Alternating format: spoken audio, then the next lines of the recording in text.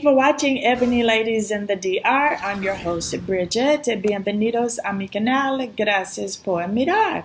Today I am doing a follow-up on some of the businesses and places that I have promoted or mentioned on my channel that no longer exist. Okay, I'm gonna go down my little list. The first one is BFC, not KFC, but BFC, Bavaro Fried Chicken. It was located in Los Corrales, across the street from BAM.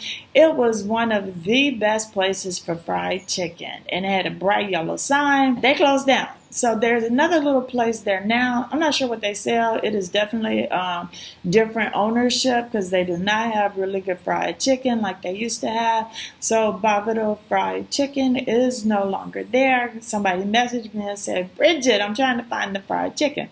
But now if you go to any of the Pico Polo are mostly Chinese restaurants or owned by Chinese people. So their fried chicken is good, but it's not Dominican fried chicken, and that was the best place that we knew that had fried chicken that was Dominicans.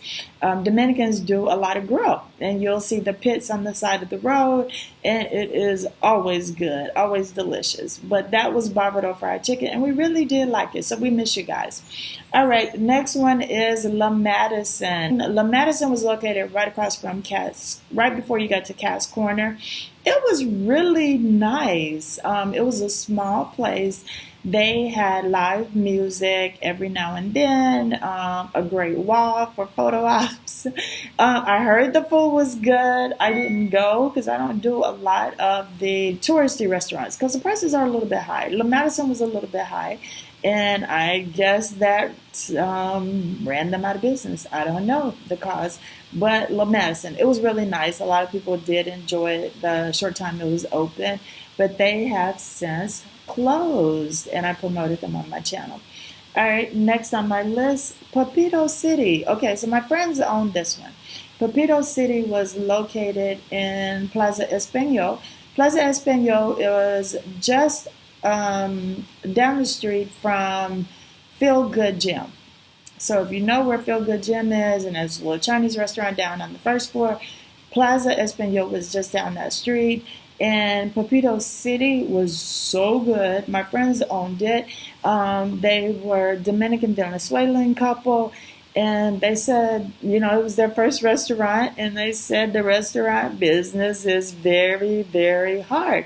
And it wasn't a restaurant that was located that would get foot traffic. You know, somebody had to tell you about it, or you had to just kind of be hanging out in that area trying to see what was, you know, around there.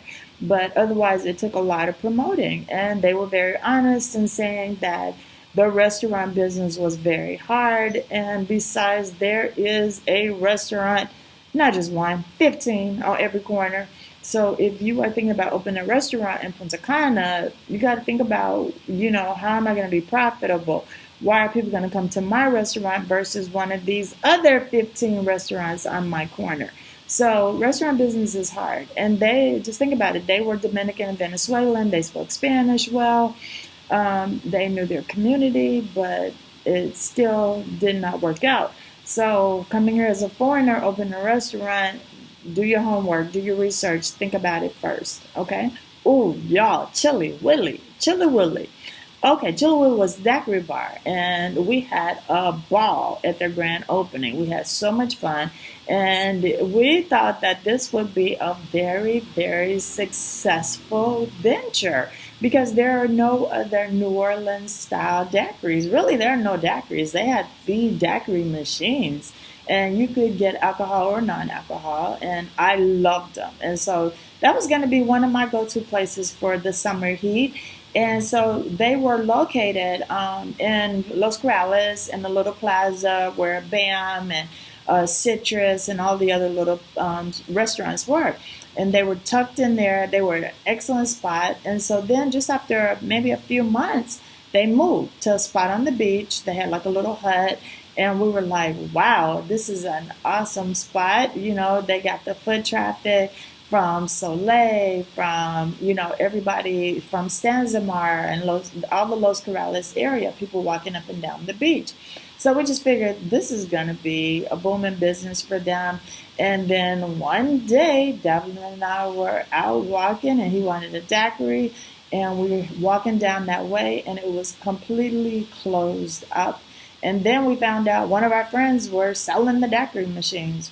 So had I known, I think had they reached out, that would have been a venture that I think Devlin and I may have tackled, because they were so popular and everybody was looking forward to it. But that is Chili Willy's, and they have since moved back to the United States. So, guys, people come here with big dreams, big hopes, and a whole lot of expectations. And owning a business here is not what you think. There, you need to do a lot of homework. You need to realize that tourists 90% of the time and expats 99% of the time are not going to be your customer. Not that we don't go out and patronize, absolutely we do, but we moved here for a different lifestyle, a cheaper lifestyle, an easier, simpler lifestyle. So whereas you're coming here as an expat and opening your business and want to be profitable, you're coming with tourist prices, and I'm not here to pay tourist prices because I'm not a tourist. I'm a local. Okay, so that's just one of the things, and that's why a lot of these businesses are not making it.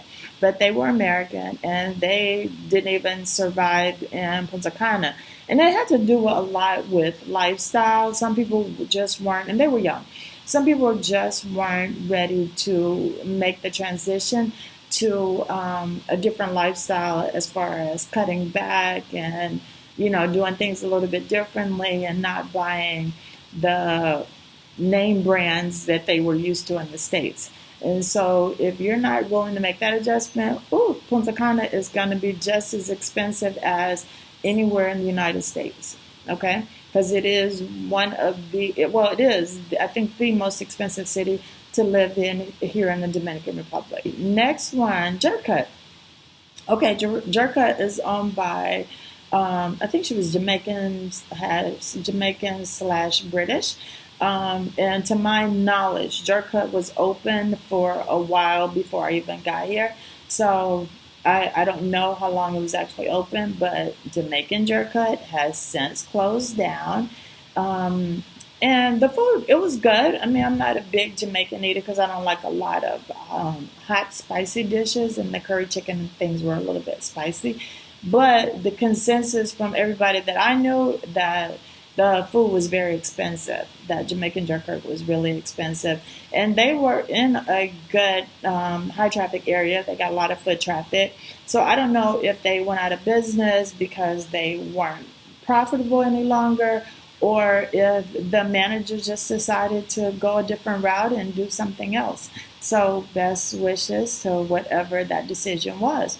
But I don't know the story there. Okay, but I know for sure they are closed, and they've been closed probably about a year now. I think they closed at COVID and never reopened.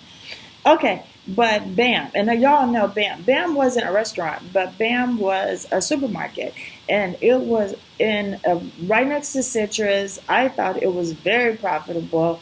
It was expensive, but it had everything that you needed as a tourist.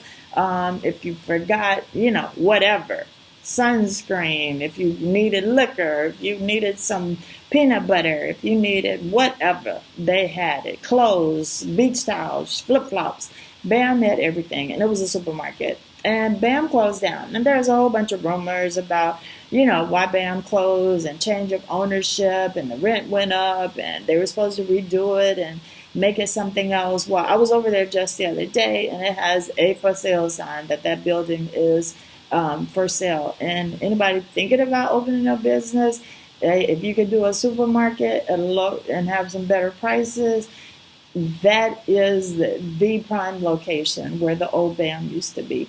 But they have since closed down. I did an episode about the Motos purchasing brand new, and it was off the freeway, not too far from Cocotao, not too far from downtown Punta Cana. Well, they have closed. And I actually think they have relocated somewhere, but if you go over there, Dominicans don't believe in putting a sign up saying we have moved and give the new location.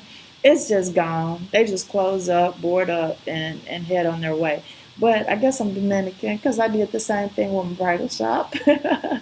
But I try to keep y'all informed on social media when I close my physical location that I am still online, an online store, and still can help you with your wedding dresses. But you guys, if you're thinking about coming here doing business, do some homework, do your research, ask questions, um, see what the competition is selling their things for. Of course, there's room for everybody, but in a small city, it's not as much room for everybody. And so you got to make sure that you're able to come here, be profitable, and compete, and that you're bringing a product that's needed and a quality product. So I just wanted to do this follow up because somebody just messaged me and asked me to meet them for daiquiris at Chili Willy, and Chili Willy is no longer there. So that is my list. That is my update. It is no, we no longer have BFC. We no longer have La Madison, Pepito City, Chili Willy, Jamaican Jerk Hut, BAM, and the Moto Sales Store. All of those places are closed. We all bit the dust, you guys. They're all closed. Okay, for whatever reason. But so, thank you for watching. I'm Bridget, right here on YouTube every Thursday, 9 p.m. Eastern Standard Time. Don't forget to what? Hit the like, subscribe, and share button. And now hit your notification bell, wherever it is. Put your comments at the bottom. But I'm right here every Thursday, 9 p.m. Eastern Standard Time. Thank you for joining me as usual. I appreciate it. And anything else I need to update, y'all let me know. Because I'm tired of these people inviting me to Chili Willy, and Chili Willy is not there. And somebody invited me to Jamaican Jerk Hut, and Jamaican Jerk Hut is not there. So I'll tell y'all some of my favorite places, and y'all can invite me there for lunch. All right? Until next time, take care. Enjoy these beautiful days here in Punta Cana.